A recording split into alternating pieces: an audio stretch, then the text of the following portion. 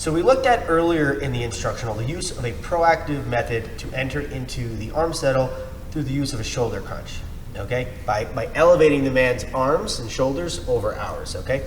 That enabled us to use our arms to entangle his, okay? Just as if we were to elevate someone and use our legs to entangle our opponent's legs, okay? By raising his hips above ours, all right?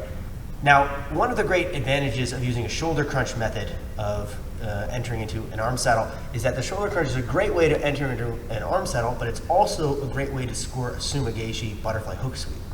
Okay. Now we're going to look at the integration, okay, of a butterfly hook sumigaeshi sweep and an arm saddle variation.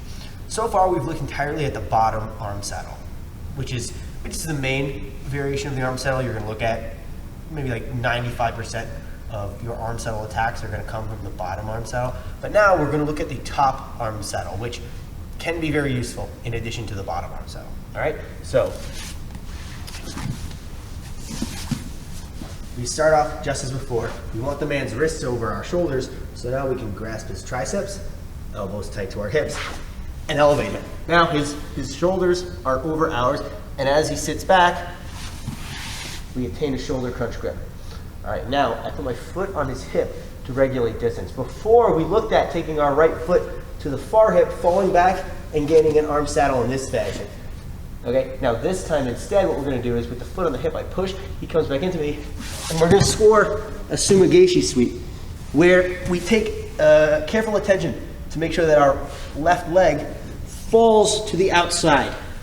Okay, like so. We also want our right leg across our opponent's hip, like so. This is going to allow us, with this left arm pinning his shoulders under the mat, to pass off my left leg, like so. With my left knee, let's just turn around.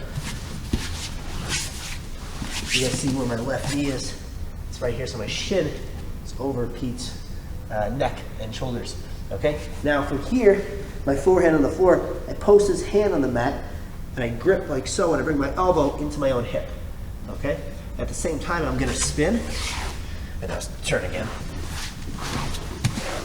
such that I'm in this position here. I want to see to it that my right leg stays hooked at his armpit. Okay? That's very important for the next move we're going to make.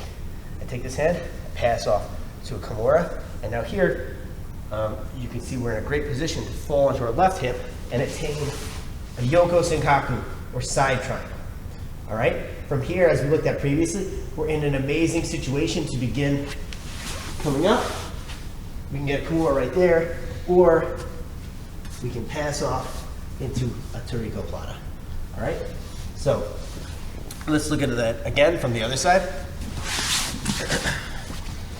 So we're looking at the integration of a sumigaeshi butterfly hook sweep directly into arm saddle offense, this time from the top rather than the bottom, okay? So I'm here, I elevate the man, he sits back.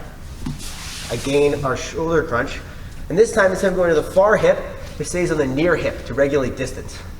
Now as he drives towards me, I score my sweep, and I see to it as I fall that this shin is across his hip, and my left leg falls to the outside of his legs. Okay, we're gonna look at it in a second if he does manage to catch my ankle with his legs in some kind of 3/4 half guard. For now, this is our goal with our legs, okay? We do this by, let's do it one more time. Pay careful attention to the action of my hips and my knees to rotate my ankles, okay?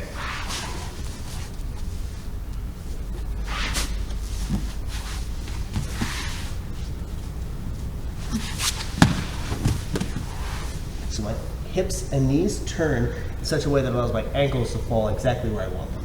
All right, now I pass my knee to this side of his head. Now my elbow comes into my hip tight. It's gonna allow me to turn all the way such that I can grasp a kimura. Now I fall to my side and I attain a yoko senkaku. From which point, if his hands are disconnected like so, I can finish a kimura right here.